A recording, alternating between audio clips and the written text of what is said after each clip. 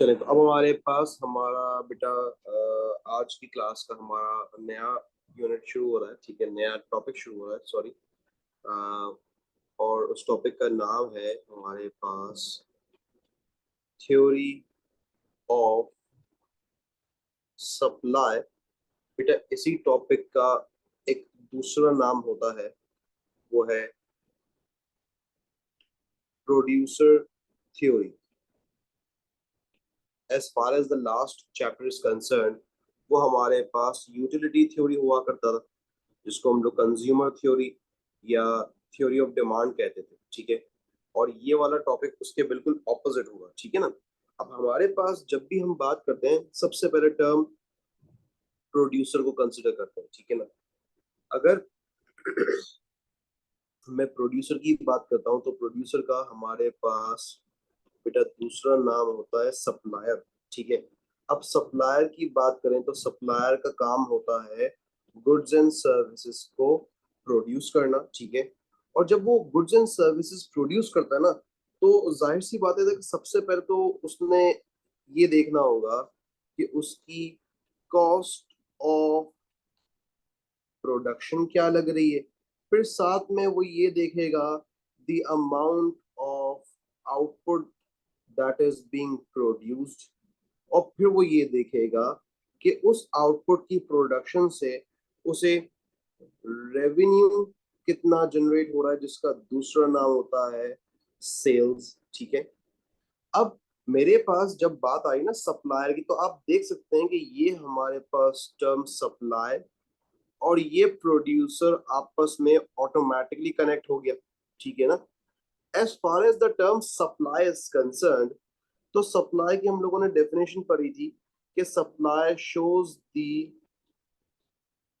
Willingness and ability of a producer to supply or to produce goods and services at a given price। ठीक है, ये willingness and ability of a producer की बात हो रही है, और प्रोड्यूसर का हमने दूसरा नाम सप्लायर ऑलरेडी पढ़ लिया।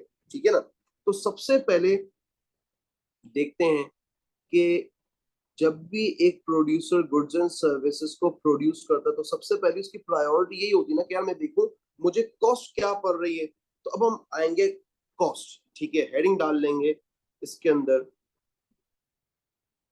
कॉस्ट। ठीक है, हमारे पास इकोनॉमिक्स में थ्योरी ऑफ सप्लाई के अंदर बहुत सी डिफरेंट डिफरेंट टाइप्स की कॉस्ट होती हैं। तो स्टार्ट करते हैं। हमारे पास सबसे पहले आ जाती है बेटा फिक्स्ड कॉस्ट। ठीक है, as far as fix cost is concern, ठीक है, तो फिक्स कॉस्ट की हमारे पास जो डेफिनेशन बनेगी वो कुछ यूं बनेगी that it is the cost that does not vary or change with the level of output. तो हमारे पास जब ये फिक्स कॉस्ट की हमने डेफिनेशन कर ली, डेफिनेशन के फौरन बाद आपके दिमाग में आना चाहिए एग्जाम्पल। एग्जाम्पल आपने दे दी रेंट, और एग्जाम्पल आपने दे दी रॉयल्टीज। रॉयल्टीज क्या होती है? जब एक बिजनेस अपने नाम के पैसे फिक्स कॉस्ट के टर्म्स में ले रहा हो, तो दूसरे बंदे को वो जाहिर सी बात है फिक्स कॉस्ट के टर्म्स में देनी भी पड़ती है। ठीक है, तो ये मेरे पास बेसिकली टर्म फिक्स कॉस्ट की बात कंप्लीट हो गई। अच्छा, फिक्स कॉस्ट के बाद मेरे पास एक और टर्म अराइज होता है। सबसे पहले डिफरेंशिएट करने के लिए एक कॉलम बनाएंगे।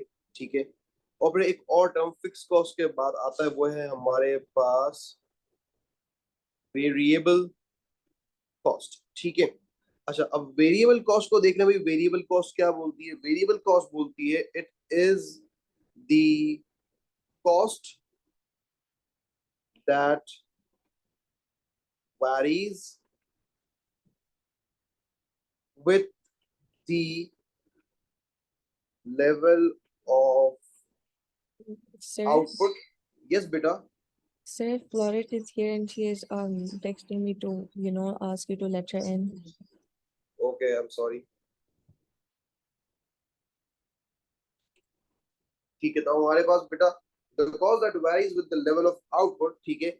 और यहाँ पर हमारे पास इसकी एग्जाम्पल निकाल लेंगे हम लोग। एग्जाम्पल्स की क्या बन रही है, हमने यहाँ पर लिख दिया भाई example of variable cost is, let's say for example the raw material cost, ठीक है, वेजेस कॉस्ट, ये हमारी वेरिएबल कॉस्ट कहलाती है। अच्छा, वेरिएबल कॉस्ट के बाद एक और टर्म मेरे पास आता है, उस टर्म का नाम है टोटल कॉस्ट, ठीक है। अब टोटल कॉस्ट की बात करें तो total cost is the sum of fixed cost and variable cost. तो हमारे पास टोटल कॉस्ट को बेटा रिमेंबर हम लोग इस तरह रिप्रेजेंट करते हैं, वेरिएबल कॉस्ट को इस तरह और फिक्स कॉस्ट को इस तरह रिप्रेजेंट करते हैं कि ये मेरे पास फिक्स कॉस्ट हो गई, ये वेरिएबल कॉस्ट हो गई, ये टोटल कॉस्ट हो गई, ठीक है। तो टोटल कॉस्ट का हमारे पास बेटा formula, total cost is equals to fix cost plus variable cost, ठीक हो गया। आगे बढ़ते हैं और आगे की चीज को समझते हैं। अब मेरे पास यहाँ पर टोटल कॉस्ट के बाद जो अगली चीज आती है, it is known as average cost. बेटा एवरेज कॉस्ट का मतलब होता है per unit cost of production, यानी एक यूनिट को प्रोड्यूस करने की क्या कॉस्ट है।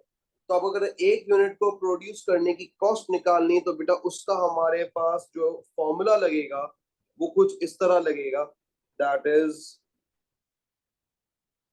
Total cost divide by the number of units produced, ठीक है।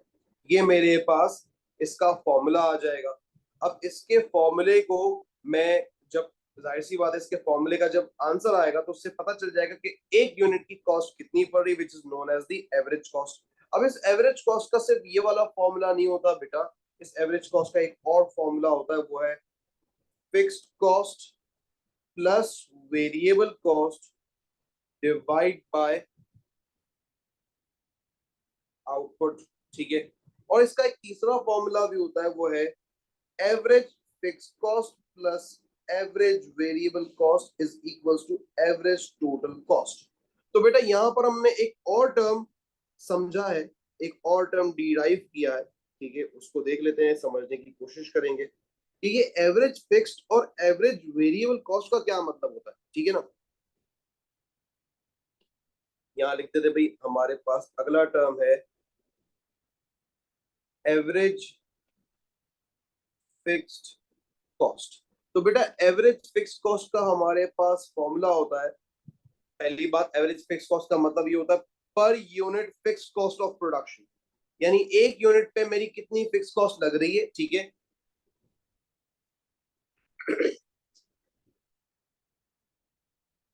तो मैं इसको लिखूंगा फिक्स्ड कॉस्ट पर यूनिट, और इसको कैलकुलेट करने का फॉर्मूला होता है हमारे पास fix cost divide by output. ये हमारे पास इस तरीके से हो गया। जैसे ही मेरा फिक्स कॉस्ट कंप्लीट हुआ तो बेटा फिक्स कॉस्ट के बाद मेरे पास एक और टर्म आता है, वो है एवरेज वेरिएबल कॉस्ट। तो बेटा average variable cost is the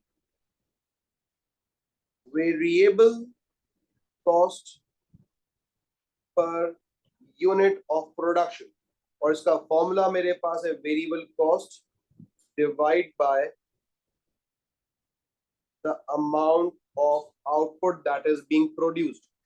जैसे ही मेरे पास ये वाला फॉर्मूला डन हो गया, मैं अपने पास अगेन आगे बढ़ूंगा और देखूंगा कि मेरे पास अगली टाइप की कॉस्ट क्या है। तो बेटा अगली टाइप की कॉस्ट जो है मेरे पास, उसका नाम है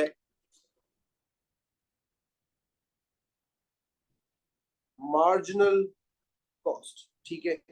तो बेटा टर्म मार्जिनल कॉस्ट का मतलब क्या होता है, मैं आपको बता देता हूँ भाई। टर्म मार्जिनल कॉस्ट लिख लेते हैं इसकी definition. Marginal cost is the change in, एक second, change in total cost that arises when quantity produced is incremented by 1 unit. That is, मतलब क्या हुआ इसका बेटा, इसका मतलब ये होगा the cost of producing an additional unit. तो मैं इसको लिख लूंगा, the cost of producing an additional unit. अब मेरे पास बेटा हर चीज तो डन हो गई, तो मार्जिनल कॉस्ट की अगर बात की जाए तो मार्जिनल कॉस्ट कैलकुलेट करने का मेरे पास क्या फॉर्मूला होगा, मैं इसका फॉर्मूला लिख लेता हूं कि भाई marginal cost is equals to change in total cost divided by change in units या क्वांटिटी, एक ही बात, ठीक है। ये मेरे पास फॉर्मूलेज कंप्लीट हो गए, जिसमें मेरे पास अगर आप नोट करें कि आपके पास एवरेज कॉस्ट का फॉर्मूला भी कंप्लीट हो गया, जो कि ये कुछ फॉर्मूले हैं एवरेज कॉस्ट के। आपके पास एवरेज फिक्स कॉस्ट का फॉर्मूला कंप्लीट है, आपके पास एवरेज वेरिएबल कॉस्ट का फॉर्मूला कंप्लीट है, आपके पास टोटल कॉस्ट का फॉर्मूला कंप्लीट है, और आपके पास मार्जिनल कॉस्ट का फॉर्मूला कंप्लीट है। तो बेटा यहाँ पर मेरे पास मेरी जो कॉस्ट की जहां तक बात है वो कॉस्ट डन एंड डस्टेड हो गई, ठीक है। कॉस्ट के बाद हमारे पास आ जाती है अगली चीज, दैट इज दी आउटपुट, ठीक है। अब ये भी तो देखना ना कि जो आउटपुट प्रोड्यूस हो रहा है उसकी क्या वर्थ है, वो क्या प्रोड्यूस हो रहा है, क्या प्रोड्यूस नहीं हो रहा, ठीक है। अब आ जाते हैं आउटपुट पे और आउटपुट की बात करते हैं, ठीक है। आउटपुट का हमारे पास दूसरा नाम प्रोडक्ट भी होता है, ठीक है। और आउटपुट के साथ साथ मेरे पास जो अगली चीज आएगी वो आएगी रेवेन्यू, दैट इज सेल्स, ठीक है। तो हमारे पास मेरे ख्याल से पहले रेवेन्यू की बात कर ले, वो ज्यादा बेहतर है। रेवेन्यू क्योंकि आसान सी चीज है, इजीली समझ आ जाएगी। आउटपुट पे इसके बाद जाते हैं, ठीक है ना, ताकि चीजों को अंडरस्टैंड तरीके से कर सकें। तो सबसे पहले मेरे पास जब टर्म आता है ना रेवेन्यू, इस रेवेन्यू को बोलते क्या है, देखें लिखते हैं, स्टार्ट करते हैं। जैसे ही मेरे पास टर्म आ रहा है रेवेन्यू, तो बेटा रेवेन्यू का हमारे पास दूसरा नाम होता है सेल्स, ठीक है। और इसकी हमारे पास अगर आप डेफिनेशन की बात करें तो उसको मैं इस तरीके से लिखूंगा कि revenue is the income that a firm receives from the sale of a good or a service to its customers. और as far as रेवेन्यू की हम बात करें तो हम लोगों ने रेवेन्यू समझा था डिमांड एंड सप्लाई की डायग्राम्स को देखकर भी। अगर याद करें डायग्राम्स, आप अपनी छोटी छोटी सी डायग्राम्स बनाएंगे ताकि समझ आए। तो मेरे पास ये डिमांड कर्व बनता था, दैट इज डी, और ये कुछ इस तरीके से मेरे पास सप्लाई कर्व बनता था, that is S. The price here mentioning it with P and the quantity QD से मेंशन कर देंगे। सप्लाई के केस में प्राइस निकालेंगे, दैट इज पी। मेंशन कर देंगे क्वांटिटी को QS से, ठीक है। अब हमें तो पता है, हमने पढ़ा हुआ है कि हमारे पास जो टोटल रेवेन्यू का एरिया होता है वो एक बॉक्स होता है, और हम बॉक्स को इस तरीके से समझते थे। आई होप आप लोगों को याद होगा, ये एएस का लेक्चर है, ठीक है ना बेटा। तो this is the area of revenue, ठीक है। और जब हम डिमांड और सप्लाई के अलावा बात करते हैं तो बेटा हम लोग सबसे पहले तो एग्जामिनर को ये बताएंगे ना कि ये टोटल रेवेन्यू है, ठीक है। और इस टोटल रेवेन्यू को कैलकुलेट करने का फॉर्मूला, बेटा टोटल रेवेन्यू की जहां बात आ जाती है, total revenue is equals to price per unit multiply by the quantity sold. जहां बात सोल्ड की आ जाती है ना, सोल्ड के लिए ट्रेड का होना जरूरी है बेटा। और जब ट्रेड की बात आती है तो ट्रेड के अंदर आपके पास दोनों चीजें, यानी सप्लाई के साथ साथ आपके पास डिमांड का भी होना जरूरी है, तभी वो ट्रेड कहलाएगी। तो हमने अपने पास क्वांटिटी निकाल ली, हमने अपने पास प्राइस निकाल ली, PQT, इक्विलिब्रियम ई से मेंशन किया, ओरिजिन ओ से मेंशन किया। एग्जामिनर को बता दी कि असल में टोटल रेवेन्यू उस वक्त पूरा निकलेगा जब हमारे पास हम इक्विलिब्रियम सिचुएशन में हो। Total revenue slash total expenditure, जो कंज्यूमर के लिए एक्सपेंडिचर है, फर्म के लिए रेवेन्यू है, ठीक है ना। और वो बन रहा है OPEQT, ठीक है। रेवेन्यू की कहानी यहाँ पर खत्म हुई, टर्म समझ आ गया मुझे रेवेन्यू होता क्या, ठीक है। अब मेरे पास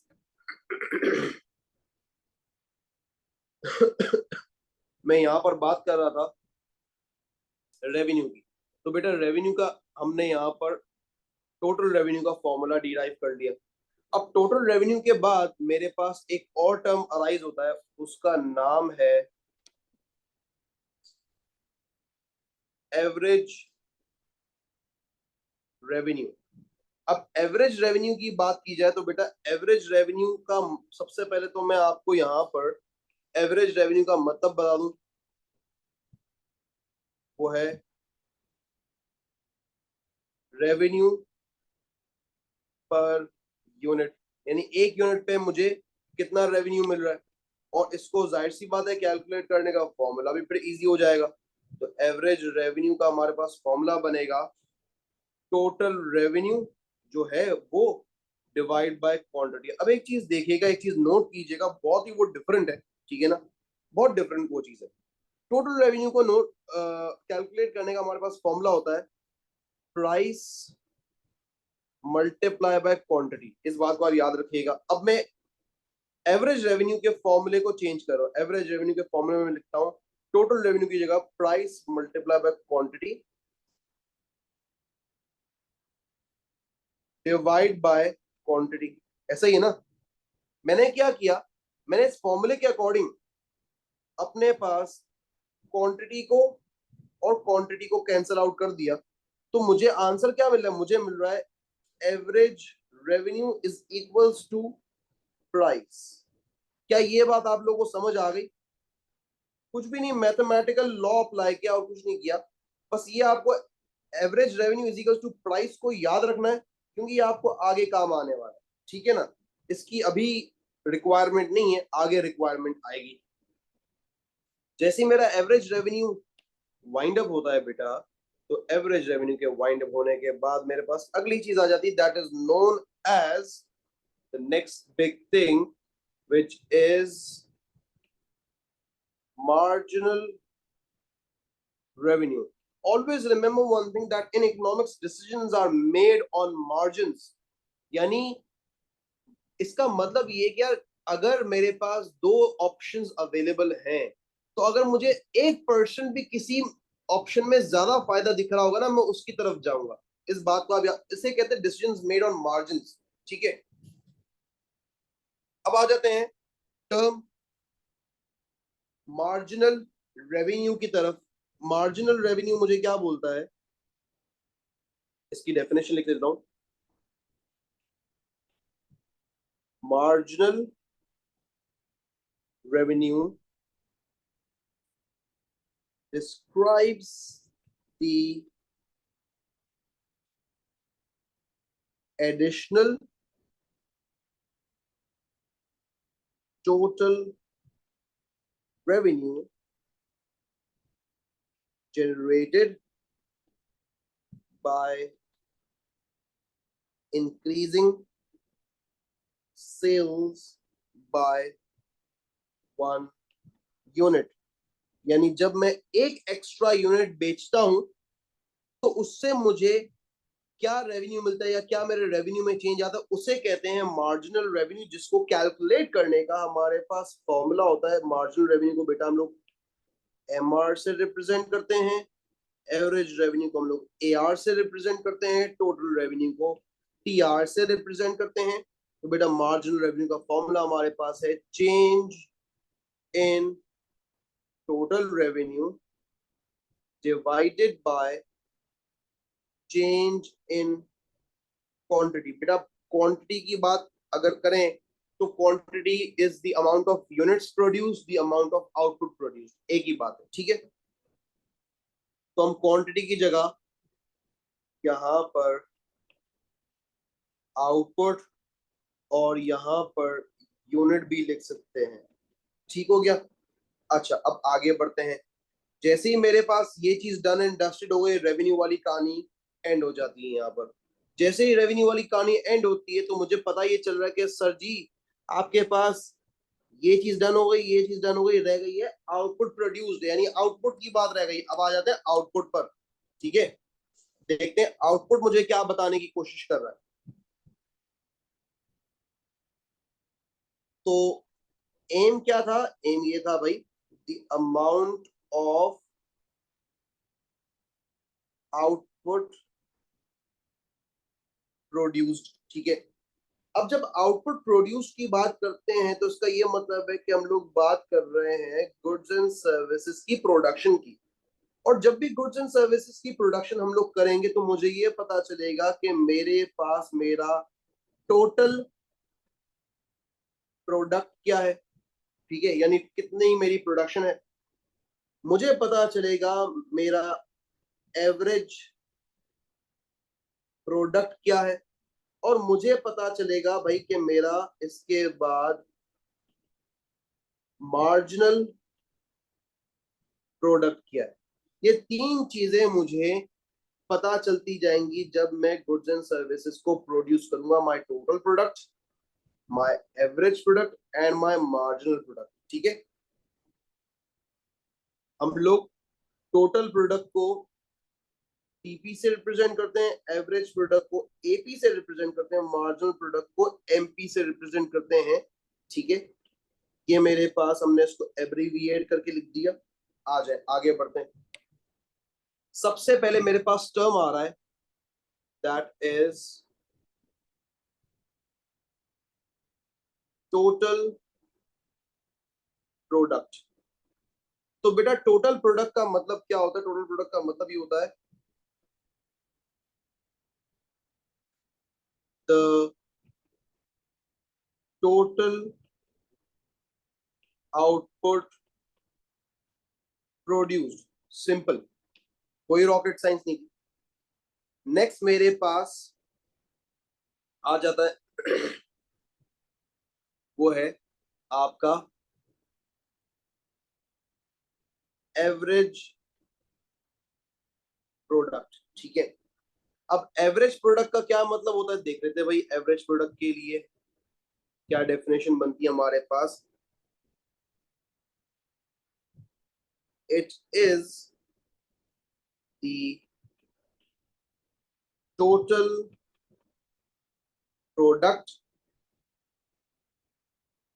divided by the, sorry my mistake, total inputs. अच्छा अब देखें, अगर सिर्फ एवरेज प्रोडक्ट की बात हो रही है तो हमने बेसिक सी बात करनी है। और वो बेसिक सी बात कुछ यूं है कि हमारे पास एवरेज प्रोडक्ट का फॉर्मूला उस टाइम पर कुछ यूं लग रहा होगा कि total product divide by the number of inputs. लेकिन लेकिन जहां बात आ जाए एवरेज प्रोडक्ट ऑफ लेबर की, यानी देखें ना, हमें सिर्फ अपने इनपुट्स को, हमें ये भी तो देखना होता है ना कि हमारे लेबर की प्रोडक्टिविटी क्या है। तो उसके केस में जो है वो डेफिनेशन इस तरीके से आएगी बेटा। ऑब्वियस एक और डेफिनेशन की लिखेंगे, वो एवरेज प्रोडक्ट ऑफ लेबर होगी। मैं यहां लिख देता हूं एवरेज प्रोडक्ट ऑफ लेबर, ठीक है, एल लिख दिया है। एल का यहाँ पर मतलब जो है, इसको मैं पहले तो रिमूव कर देता हूँ और आपको पूरा लिख देता हूँ एवरेज प्रोडक्ट ऑफ लेबर। इस एवरेज प्रोडक्ट ऑफ लेबर को बेटा हम लोग कहते हैं ए पी, और यहाँ नीचे छोटा सा एल लिख देते हैं ताकि चीज क्लियरली आइडेंटिफाई हो जाए कि हाँ ये एवरेज प्रोडक्ट ऑफ लेबर की बात हो रही है। तो बेटा एवरेज प्रोडक्ट ऑफ लेबर का किस तरीके से हम लिखेंगे, it is the total product divided by number of labors, जिससे मेरे पास एवरेज प्रोडक्ट ऑफ लेबर आ जाएगा। तो अब एवरेज प्रोडक्ट ऑफ लेबर का क्या फॉर्मूला होगा, सेम फॉर्मूला है, फर्क क्या होगा, इनपुट्स की जगह आ जाएगा लेबर्स। तो मैंने इसका फॉर्मूला लिख दिया बेटा, total product divided by number of workers या नंबर ऑफ लेबर्स। ठीक है, ये मेरे पास डन हो गया। अगली चीज जो मेरे पास है उसका नाम है बेटा मार्जिनल प्रोडक्ट। ठीक है, अब मार्जिनल प्रोडक्ट की हमारे पास बेटा क्या डेफिनेशन बनती है, वो ये है, it is the change in output resulting from employing one more unit of a particular input।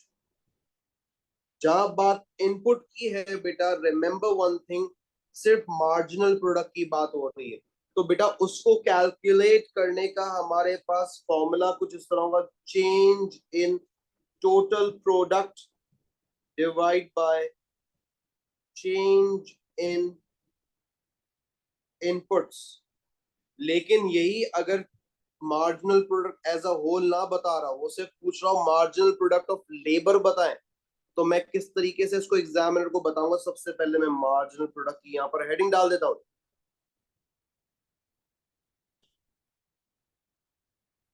Marginal product of labour, जिसको बेटा हम लोग, आपको मैंने भी बताया था मार्जिनल प्रोडक्ट को तो एमपी कहते हैं। अब मार्जिनल प्रोडक्ट ऑफ लेबर की बात आ रही तो उसको हम लिखेंगे एम पी एल। ठीक है, छोटा सा एल लिख देंगे साइड पर इस तरीके से। अब जरा इसकी डेफिनेशन देख लेते हैं, सेम डेफिनेशन है, ज्यादा फर्क नहीं है। It is the change in output resulting from employing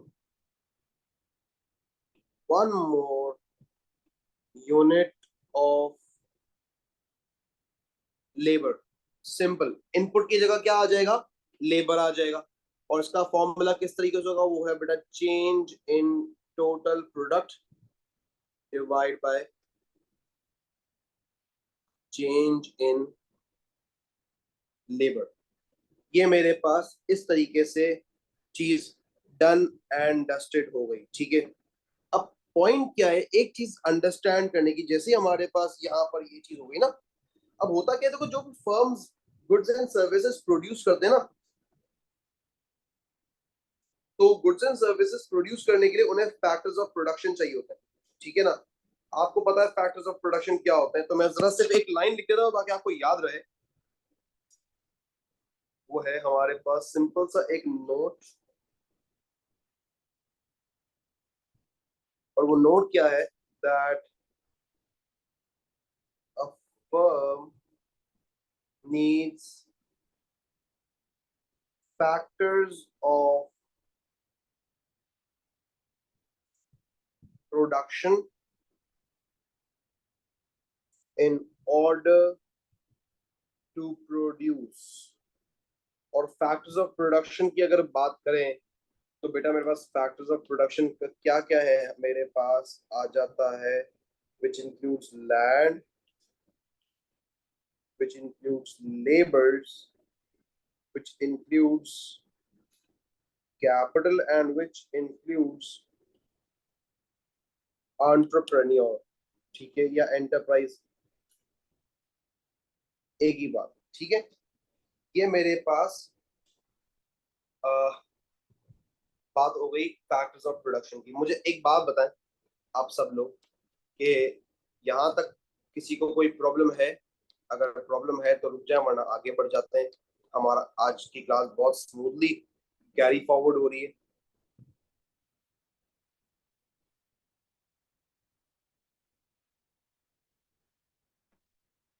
अब आ जाते हैं आगे अगली चीज पर, ठीक है। अगर आपको याद हो यूटिलिटी थ्योरी के बारे में थोड़ा सा भी, ठीक है, तो हमने ये चीज समझी थी कि जहां टोटल यूटिलिटी मैक्सिमम पे होगी वहां मार्जिनल यूटिलिटी जीरो पर होगी, ठीक है ना। यही चीज यहाँ पर अप्लाई होगी लेकिन प्रोडक्शन के रिगार्डिंग, ठीक है। तो मेरे पास सबसे पहले एक चीज है, वो है MAT theory, MAT, the MAT theory. MAT theory का क्या मतलब होता है कि हमने पढ़ा सबसे पहले मार्जिनल प्रोडक्ट, उसके बाद हमारे पास आएगा एवरेज प्रोडक्ट, उसके बाद हमारे पास आएगा टोटल प्रोडक्ट, ठीक है। ये मेरे पास मैट को आपने इस तरीके से याद रखना है, ये M यहाँ पर मार्जिनल के लिए है, ये A यहाँ पर एवरेज के लिए है, और ये T जो है वो यहाँ पर टोटल के लिए है, ठीक है। तो ये आपको याद रखना है कि जब भी आप मैट थ्योरी को इस्तेमाल करेंगे, मैट थ्योरी का मतलब ये है कि सबसे पहले मार्जिनल प्रोडक्ट इफेक्ट होगा, फिर एवरेज प्रोडक्ट इफेक्ट होगा, फिर टोटल प्रोडक्ट इफेक्ट होगा। ये आपको और डिटेल में आगे समझाया जाएगा। और एक और चीज आपने याद रखनी वो है कि जब हमारा टोटल प्रोडक्ट मैक्सिमम पे होता है, यानी टोटल प्रोडक्ट के मैक्सिमम होने का ये मतलब है कि हम लोग सबसे ज्यादा प्रोड्यूस कर रहे हैं, इससे ज्यादा प्रोड्यूस नहीं कर सकते। तो इससे ज्यादा अगर प्रोड्यूस करने के लिए जाएंगे तो सीधी सी बात है, हमारा मार्जिनल प्रोडक्ट जो है वो हो जाएगा जीरो। मार्जिनल प्रोडक्ट आपको पता है, change in total product over change in the number of units, ये था। अच्छा अब देखो, जब एक प्रोड्यूसर गुड्स एंड सर्विसेज को प्रोड्यूस करता है, ठीक है ना, बात कर लेते हैं अगेन प्रोड्यूसर की, ठीक है। प्रोड्यूसर को आपको पता है भाई, उसका कनेक्शन किससे है? टोटल कॉस्ट से उसका कनेक्शन है। मैंने लिख लिया भाई, वो देखेगा अपनी टोटल कॉस्ट को, हमने सारी तरह की कॉस्ट डिस्कस कर ली। वो देखेगा अपने टोटल रेवेन्यू को, हमने रेवेन्यू को भी डिस्कस कर लिया। वो देखेगा अपने प्रोडक्शन को कि वो कितना अमाउंट ऑफ आउटपुट प्रोड्यूस कर पा रहा है, किस तरीके का अमाउंट ऑफ आउटपुट प्रोड्यूस कर पा रहा है, ठीक है ना।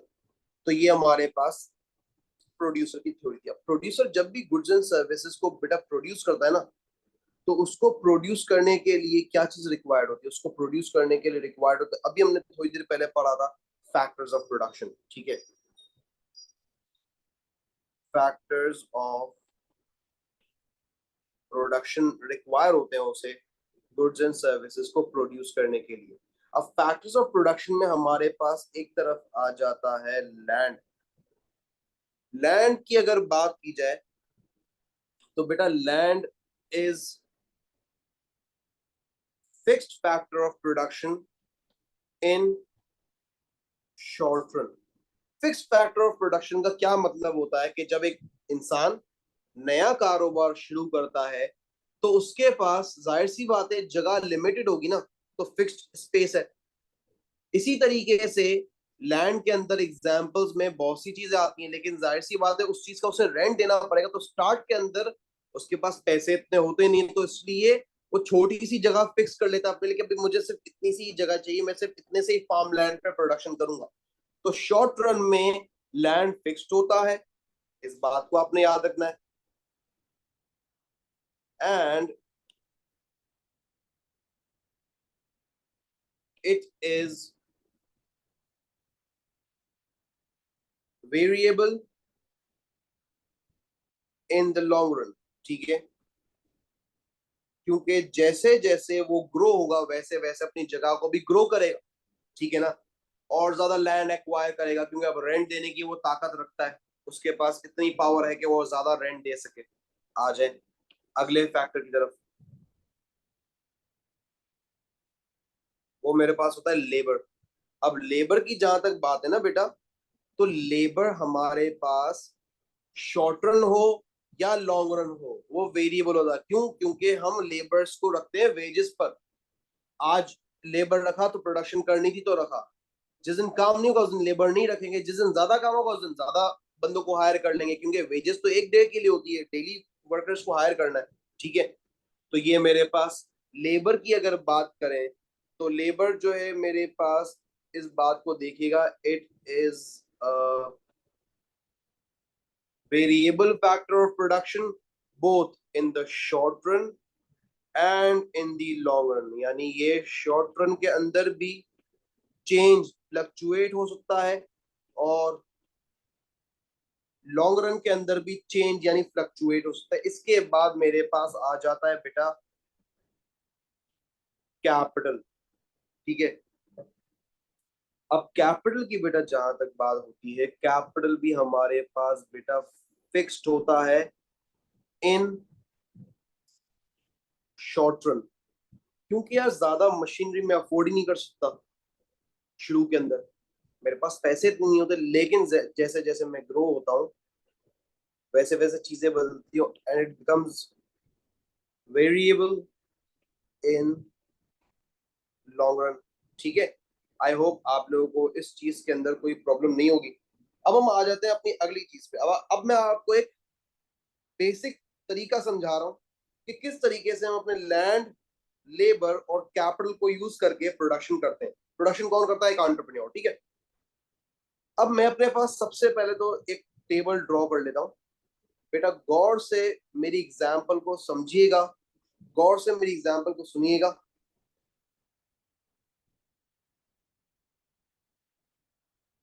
आई एम सॉरी बेटा, एक कॉल आ गई थी, I just cut it. Let's move forward. बेटा आप लोग को आवाज आ रही है ना?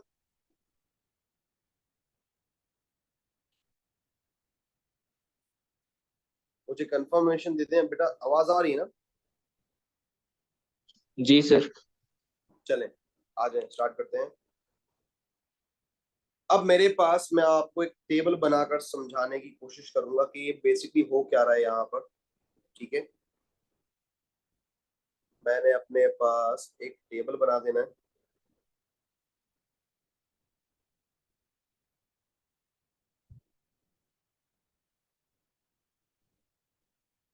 ओ माय गॉड, क्या प्रॉब्लम आ रहा है?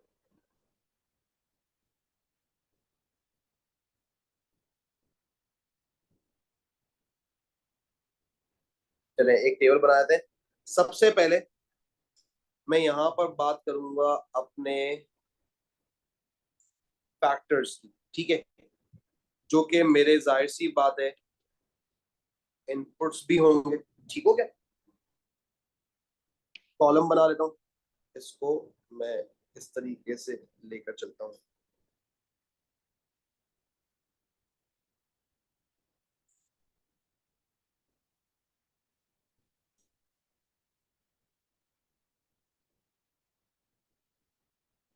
अब मेरे पास बेटा जहां तक बात है ना प्रोडक्शन की, तो एक तरफ मैं बात करूंगा टोटल प्रोडक्ट की, तो मैं यहाँ लिख देता हूँ भाई, यहाँ बात हो रही है टोटल प्रोडक्ट की।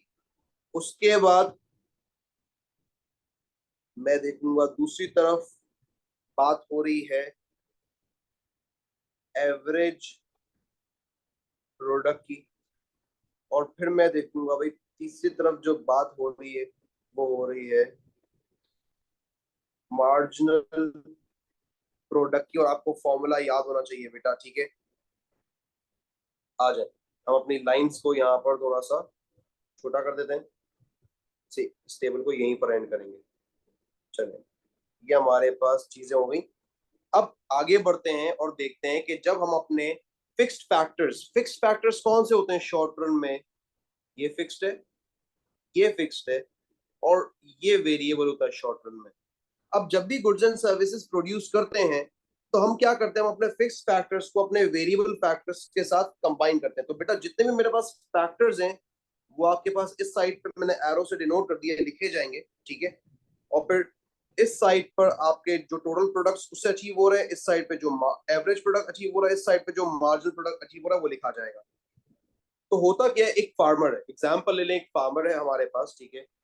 अब एक फार्मर की अगर बात करें तो एक फार्मर जिसके पास एक दरख्त है, ठीक है, ही हैज अ ट्री,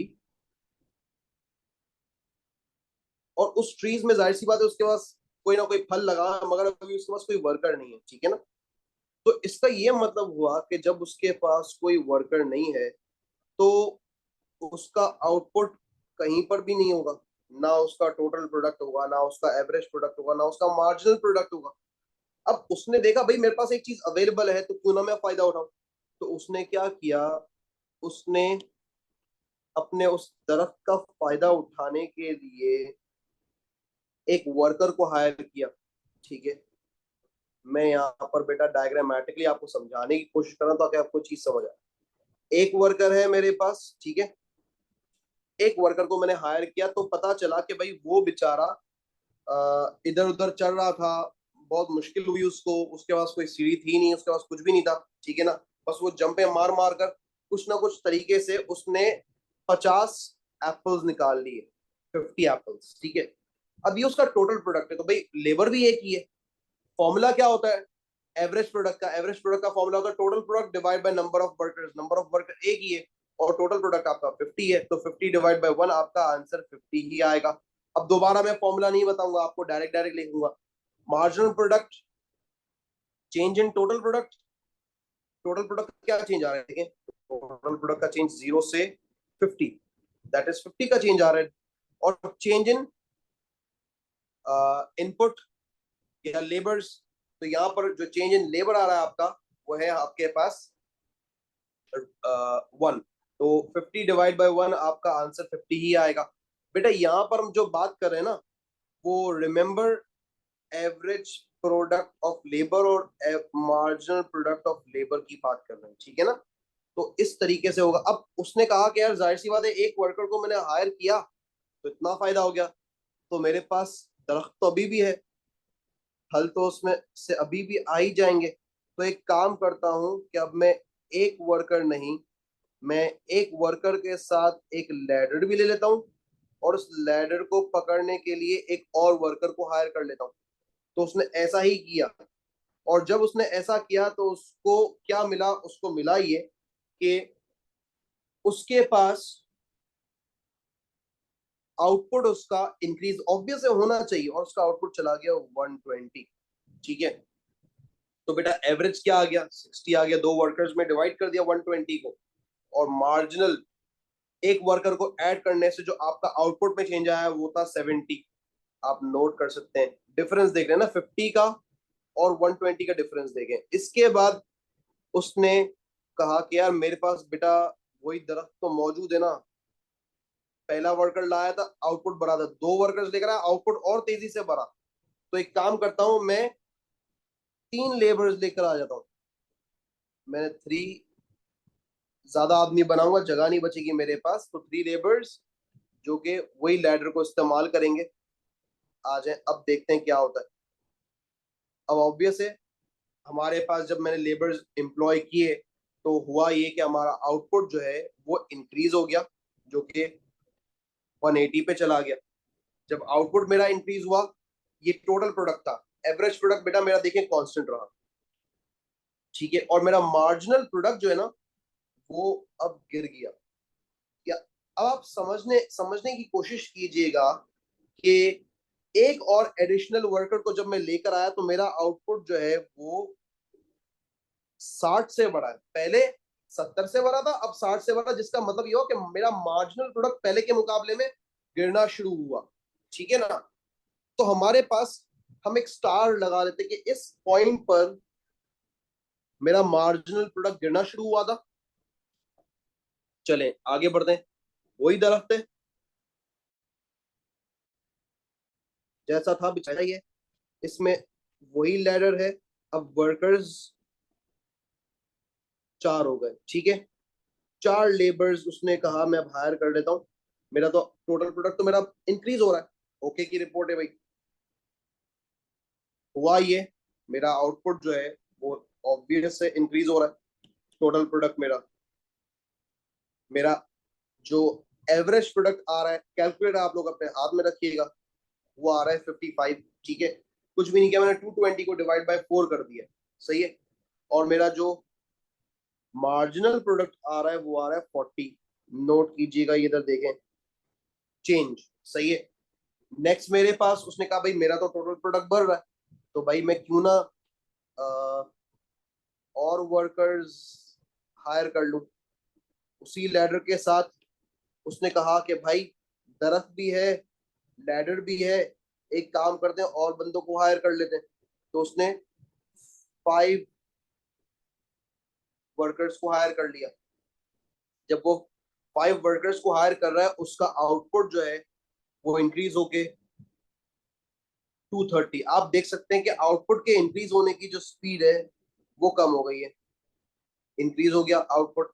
अब अपना एवरेज निकालने के लिए बेटा मैं 230 को डिवाइड बाय 5 करूंगा, मेरे पास कैलकुलेटर खुला हुआ है, तो मेरा आंसर यहाँ पर आ रहा है 46, ठीक है। और आपका मार्जिनल चेंज चेंज देख लें क्या आ रहा है, 10 आ रहा है, सही है। देन उसके बाद मैंने अपना सबसे पहले तो ये टेबल को कंप्लीट कर लेना है, सही है। ये टेबल को मैं इस तरीके से फिलअप कर लूंगा। चले अब आगे बढ़ते हैं और अगली चीज को थोड़ा सा देख लेते हैं। मेरे पास वही दरख्त है, उसको पता है भी मेरे पास दरख्त तो है, और उसका टोटल प्रोडक्ट इंक्रीज हो रहा है। तो उसने कहा भाई ये लैडर है, अब 6 वर्कर्स को ले आते हैं, ठीक है। 6 वर्कर्स को लेकर आए, तो सिचुएशन क्या बनी, सिचुएशन ये बनी कि आपका अब आउटपुट रुक गया। यार एक दरख्त में से कितने एप्पल्स निकलेंगे भाई, वो फिक्स फैक्टर ऑफ प्रोडक्शन है, उसकी मैक्सिमम कैपेसिटी रीच हो चुकी है, यानी टोटल प्रोडक्ट यहाँ पर मैक्सिमम है। जबकि टोटल प्रोडक्ट जहां मैक्सिमम होगा वहां मार्जिनल प्रोडक्ट 0 होगा। आपका एवरेज प्रोडक्ट, मेरे पास कैलकुलेटर खुला हुआ बेटा 38 आ रहा है। नोट कीजिएगा कि सबसे पहले जहां मैंने पहला स्टार लगाया वहां से आपका जो है वो मार्जिनल प्रोडक्ट गिरना शुरू हो गया। इस वाले स्टार पे आपका एवरेज प्रोडक्ट गिरना शुरू हो गया। अभी टोटल प्रोडक्ट गिरना शुरू नहीं हुआ, लेकिन एक दूसरे कलर से स्टार लगाते हैं, बल्कि उसको शेड कर लेते हैं पूरा। वो पता ये चलेगा उस शेड से मुझे कि एट दिस पर्टिकुलर पॉइंट मेरा टोटल प्रोडक्ट मैक्सिमम पर है और मेरा मार्जिनल प्रोडक्ट 0 है। ये देखें बेटा, ये आपका टोटल प्रोडक्ट, इसको मैं थोड़ा सा जो है वो डिफरेंट कलर से शेड कर देता हूँ। टोटल प्रोडक्ट, मार्जिनल प्रोडक्ट, ठीक है। आ जाए आगे बढ़ते हैं, अगली चीज को देख लेते हैं। अगली चीज मुझे क्या बोल रही, अगली चीज मुझे बोल रही है कि अब जब मैं अपने, जाहिर सी बात है लेबर्स मेरे पास, मैं देख रहा हूँ यार अब आउटपुट क्यों नहीं बढ़ा, चलो एक और वर्कर को हायर करके देखते हैं। मैंने उसी दरख्त के साथ साथ पहले 6 लेबर से 7 लेबर्स कर लिए। यार जाहिर सी बात है ना, लड़ाई भी तो होगी ना भाई, मैं चढ़ूंगा सेब तोड़ने के लिए, सीढ़ियों पे चढ़ रहे हैं, लड़ रहे हैं एक दूसरे से, नहीं भाई मैं काम करूंगा। ऑब्वियस है जितने ज्यादा लोग होंगे उतनी लड़ाई के चांसेस बढ़ जाएंगे ना, क्योंकि एप्पल तो ज्यादा निकलने नहीं है, वो तो फिक्स फैक्टर है। अब हुआ ये कि आपका टोटल प्रोडक्ट जो है वो गिर गया, ठीक है। एवरेज आपका 26 आ रहा है, मैंने आपको बताया मेरे पास कैलकुलेटर खुला और मेरा मार्जिनल प्रोडक्ट जो है वो माइनस में चला गया, ठीक है। और अब यहाँ पर एक और स्टार लगेगा इस पॉइंट पे जहां टोटल प्रोडक्ट गिरा है। तो बेटा आपको अगर मैथ थ्योरी याद हो तो सबसे पहले जब हम लोग अपने इस टेबल को देखें तो इस टेबल में हो क्या रहा है,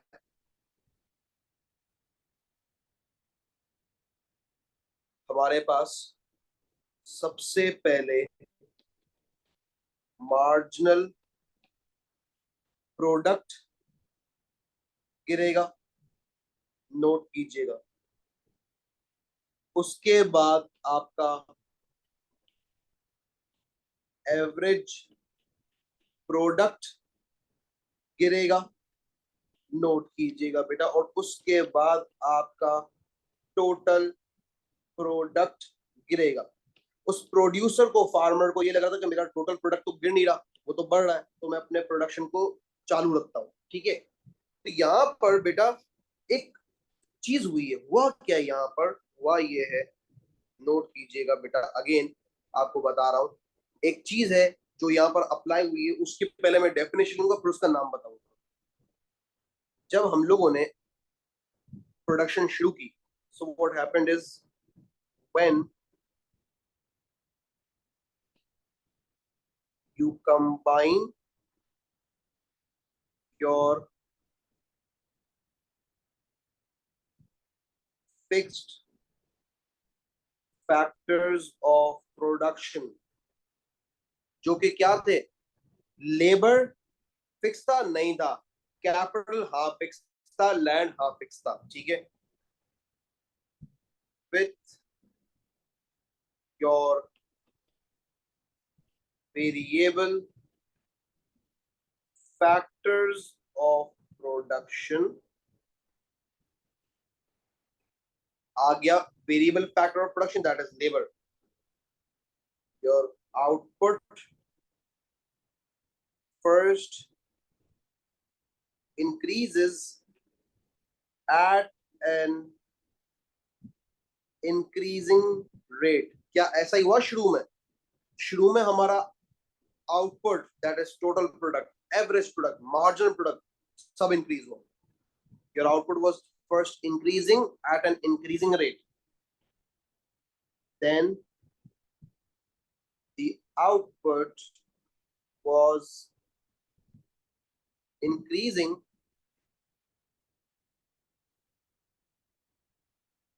बल्कि इसको increases लिखेंगे, then increases at a decreasing rate। यानी फिर हमारा क्या हुआ, मार्जिनल प्रोडक्ट गिरना शुरू हुआ, एवरेज प्रोडक्ट गिरना शुरू हुआ, स्पीड कम हो गई, बढ़ तो रहा था लेकिन आहिस्ता आहिस्ता कम प्रोपोर्शन से बढ़ने लगा। और उसके बाद हुआ क्या,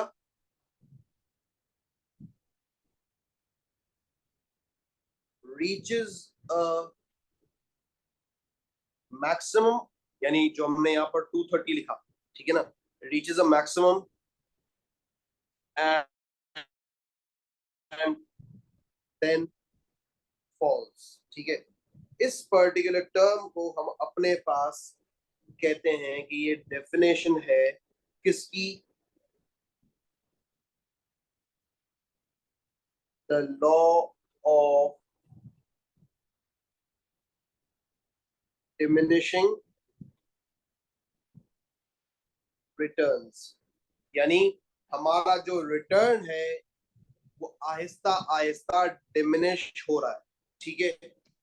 और इसी चीज को बेटा हम लोग साथ साथ में लॉ ऑफ डिमिनिशिंग रिटर्न्स की जगह एक और चीज हम लॉ ऑफ वेरिएबल प्रोपोर्शंस भी कह सकते हैं, ठीक है ना। जिस तरीके से ये लॉ ऑफ डिमिनिशिंग रिटर्न्स है ना, उसी तरीके से हमारे पास एक और चीज भी है, इसका नाम है लॉ ऑफ वेरिएबल प्रोपोर्शन। अब लॉ ऑफ वेरिएबल प्रोपोर्शन का क्या मतलब होता है ये समझ लेते हैं, ठीक है ना। बात वही है, कोई रॉकेट साइंस नहीं, कोई डिफरेंस नहीं है। ये लॉ ऑफ डिमिनिशिंग रिटर्न्स आ गया आपके पास। अगली चीज लॉ ऑफ वेरिएबल प्रोपोर्शंस। अब मैं पहले लॉ ऑफ वेरिएबल प्रोपोर्शंस लिखता हूं, उसकी डेफिनेशन बाद में लिखता हूं। The law of variable proportions, ठीक है। इसके और किस तरीके से लिखेंगे, नीचे वाले पेज पर मैं लिखना शुरू करता हूं उसकी definition. When the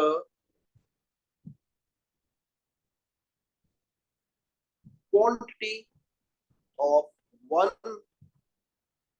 factor of production is increased, example में हमने क्या किया, लेबर की क्वांटिटी इंक्रीज की ना, वन फैक्टर ऑफ प्रोडक्शन की क्वांटिटी हमने इंक्रीज की, while keeping all other factors constant, it will result in the decline of marginal product of that factor। और आप देख सकते हैं कि मार्जिनल प्रोडक्ट ऑफ लेबर गिर रहा है। यहाँ पर आपके दिमाग में अब यहाँ चाहिए आपको मैथ थ्योरी। जो सबसे पहले चीज गिरेगी वो मार्जिनल होगा, उसके बाद जो चीज गिरेगी वो एवरेज होगा, और उसके बाद जो चीज गिरेगी वो होगा टोटल। ठीक हो गया। ये आपके पास चीजें इस तरीके से सम अप हो जाएंगी, और इस तरीके से हमारी जो है ना ये चीज कंप्लीट हो जाएगी। मुझे एक बात बताएं, अगर कोई प्रॉब्लम नहीं है मैं आगे बढ़ूंगा और अपने पास यहाँ पर डायग्राम बनाऊंगा, ठीक है। उस डायग्राम को देखिएगा बेटा। स्टार्ट करते हैं। सबसे पहले हम अपने पास बेटा यहाँ पर एक्सेस ड्रॉ कर लेंगे। थोड़े से लार्जर पर्सपेक्टिव पे डायग्राम बनानी पड़ रही है हमको, रीजन बीइंग कि हमारे पास यहाँ पर जो है ना नंबर्स ज्यादा हैं। हम चाहें तो डायग्राम छोटी भी बना सकते हैं, लेकिन हमारा नंबर जो है वो नेगेटिव में भी गया है, तो डायग्राम को कुछ इस तरह हम लोग डिराइव करने की कोशिश करेंगे, ठीक है।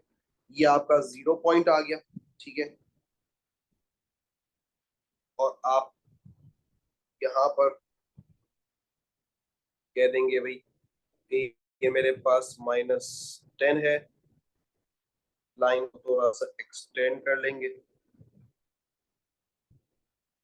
बल्कि एक्सटेंड करने की जरूरत ही नहीं है, स्मूथ से करते हैं।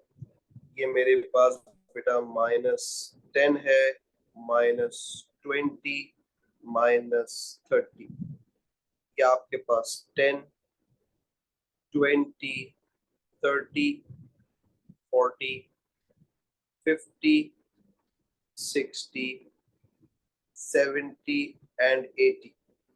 हमने यहाँ पर 80 तक क्यों लिखा बेटा, इसलिए 80 तक लिखा कि हम अपने पास यहाँ पर जो डायग्राम बना रहे हैं ना बेसिकली, वो सिर्फ और सिर्फ मार्जिनल प्रोडक्ट और एवरेज प्रोडक्ट की बना रहा है, ठीक है। और ये मेरे पास आ जाएगा नंबर ऑफ लेबर्स। कितने लेबर्स हायर किए, 7 लेबर्स इन टोटल हायर किए।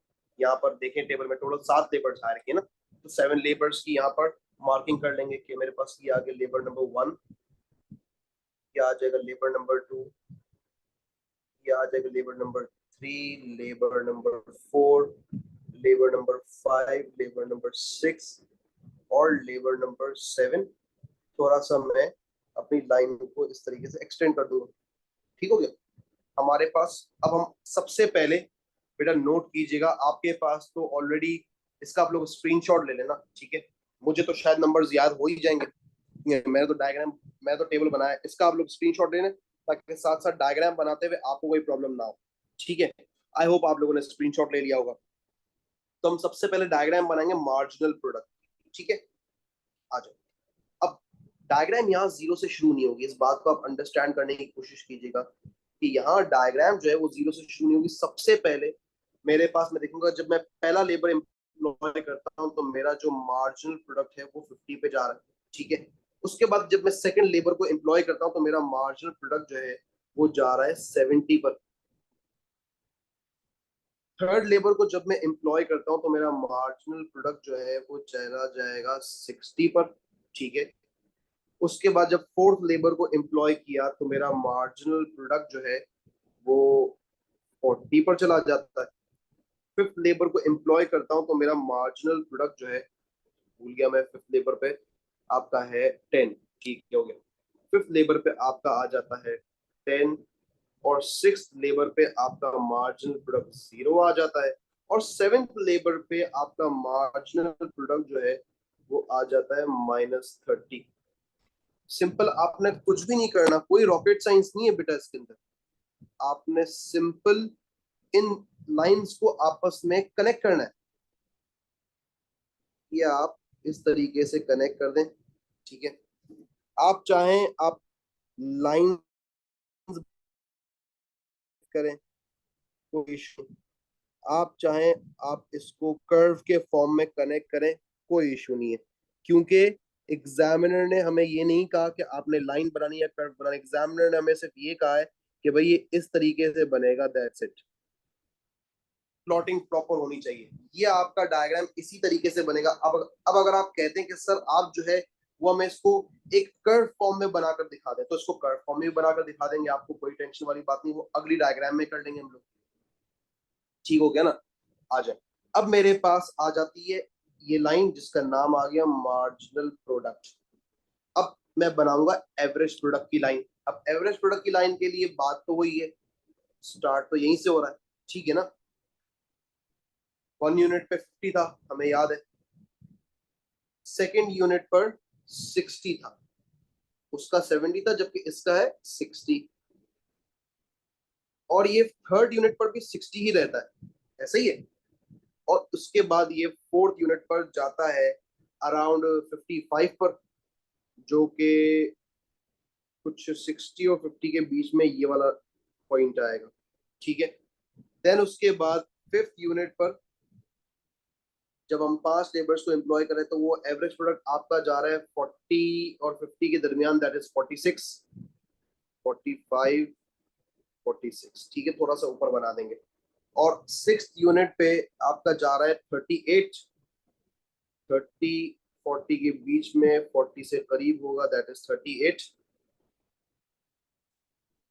आई एम सॉरी, मैंने पॉइंट गलत लगा दिया था, पॉइंट यहाँ लगेगा, ये ऐसे। ठीक है, और उसके बाद सेवेंथ पे आपके पास ये जा रहा है 26 पे, यानी 30 और 20 के बीच में, इस तरीके से। अब आपने क्या किया, आपने इसका बता दी भाई ये भी कनेक्ट हो रहा है। अब ये भी देखें, मैं लाइंस कनेक्ट करके बना रहा हूँ, और हम चाहें तो हम इसको इस तरीके से भी कनेक्ट कर सकते हैं कि ये कर्व फॉर्म में बने। पॉइंट्स को कनेक्ट करेंगे, मैथमेटिकल रूल अप्लाई करेंगे, जिस तरह मैथ्स होती है वैसे ही चलेगा काम हमारा सारा। ये हमारा आ गया एवरेज प्रोडक्ट ऑफ लेबर। अब अगर इसी को मैं कर्व फॉर्म में बनाऊंगा ना तो मेरी डायग्राम आप देखिएगा। अब मैं विदाउट प्लॉटिंग डायग्राम बना रहा हूँ, ठीक है, विदाउट एनी प्लॉटिंग, सिर्फ आपको समझाने के लिए कि डायग्राम बनती किस तरीके से है। देखिएगा, डिफरेंट कलर्स इस्तेमाल कर रहा हूँ ताकि आपको चीज क्रिस्टल क्लियर समझ आए। मैंने अपने पास जिस तरीके से दो एक्सिस बनाए, अब मैं सबसे पहले बनाऊंगा भाई, ये है मेरा मार्जिनल प्रोडक्ट। ठीक है, मैंने अपना मार्जिनल प्रोडक्ट बना दिया इस तरीके से। उसके बाद मैं अपना बनाऊंगा एवरेज प्रोडक्ट। ये मेरे पास एवरेज प्रोडक्ट आ जाएगा इस तरीके से। अगर आपको समझ आया, तरीका यही है, चीज इसी तरीके से बन रही है। फर्क क्या है, एक कर्व है एक लाइन है, दैट्स इट। आपकी डायग्राम बेटा इसी तरह बनेगी, आपने इससे कोई परेशानी नहीं होना। अब हमें जो है वो टोटल प्रोडक्ट की डायग्राम बनानी है, ठीक है ना। टोटल प्रोडक्ट की डायग्राम बनाने के लिए हम नया पेज इस्तेमाल करते हैं, ठीक है, क्योंकि यहाँ तो मेरे पास जगह नहीं है।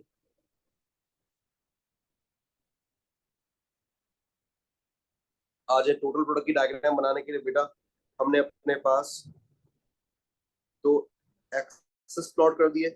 हमें पता है टोटल प्रोडक्ट हमारा नेगेटिव में नहीं जा रहा ना, ठीक है ना। तो एक्सेस प्लॉट कर दिए, एक एक्सेस तो वही वाली बात है बेटा, नंबर ऑफ लेबर्स प्लॉट हो जाएगा। ये आ गया 1 2 3 4 5 6 एंड 7, यहाँ 7 लगाए थे, ठीक है। अब हम अपने पास टोटल प्रोडक्ट देख लेते हैं। टोटल प्रोडक्ट आपका आ रहा है 50 100 150 200 250। मैक्सिमम कहाँ जा रहा है टोटल प्रोडक्ट, देखें 230 तक जा रहा था, बस 250 हमने लिख दिया ना, ठीक है। अब हम आ जाते हैं अपने ग्राफ पर। जब हमने पहला, जब कोई भी वर्कर नहीं था तो हम ओरिजिन पे थे, ठीक है ना। हमारे पास जब पहला वर्कर हमने हायर किया तो ये आ गया यूनिट इस तरीके से। टोटल प्रोडक्ट जीरो से इसलिए शुरू होगा बेटा, रिमेंबर दैट, क्योंकि मार्जिनल और एवरेज के लिए प्रोडक्शन का होना जरूरी है। तो मार्जिनल और एवरेज कभी भी जीरो से शुरू नहीं होते, लेकिन टोटल प्रोडक्ट जो है ना, यहाँ पर मैं आपको इसको सही भी कर देता हूँ, हमेशा टोटल प्रोडक्ट जो है ना स्टार्ट जीरो से ही होगा। मार्जिनल और एवरेज के लिए प्रोडक्शन का होना जरूरी, तभी वो निल हो जाता है, सही है।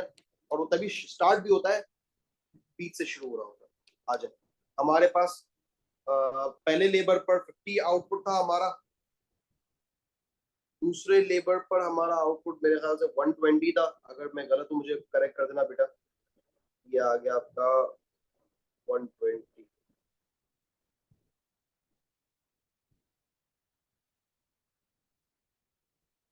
इधर आ जाएगा 120, ठीक है। थर्ड लेबर पे आपका आउटपुट था 180, दैट इज 200 से थोड़ा नीचे।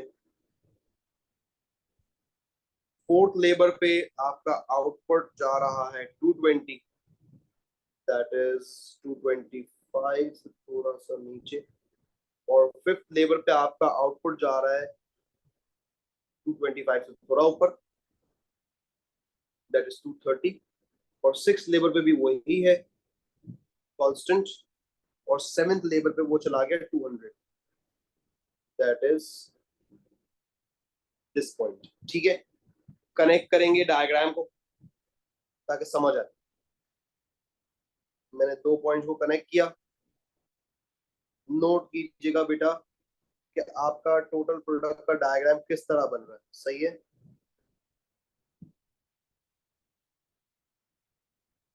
ये आपका टोटल प्रोडक्ट का डायग्राम बन रहा है, सही है। और यहाँ पर टोटल प्रोडक्ट की लाइन जो है वो कांस्टेंट रहेगी, ठीक है, क्योंकि दोनों पॉइंट्स पे, दोनों लेवल 5 और 6 पर आपका आउटपुट जो है वो कांस्टेंट है, और उसके बाद गिरता है टोटल प्रोडक्ट। अब अगर टोटल प्रोडक्ट की भी डायग्राम मैं आपको कर्व के अंदर सम अप करके समझा दूं इसी डायग्राम के अंदर, तो वो कुछ इस तरीके से बनेगी। नोट कीजिएगा बेटा, ओरिजिन से निकलेगा, मैक्सिमम पे पहुंच के इस तरह गिर जाएगा, ठीक है। डायग्राम को थोड़ा सा परफेक्ट कर देंगे, ये आपके पास टोटल प्रोडक्ट बन गया। आई होप गर्ल्स बॉयज आप लोगों को इसमें कोई इशू नहीं होगा, ठीक है। अगर जरा सा भी इशू है प्लीज मुझे बता दें।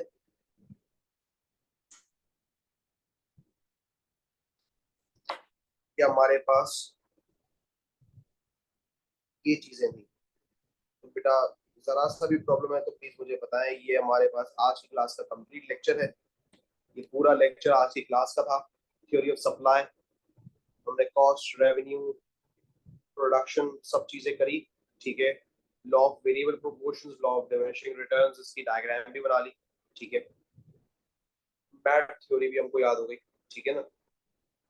तो I hope it went well. So till then, take care. Goodbye.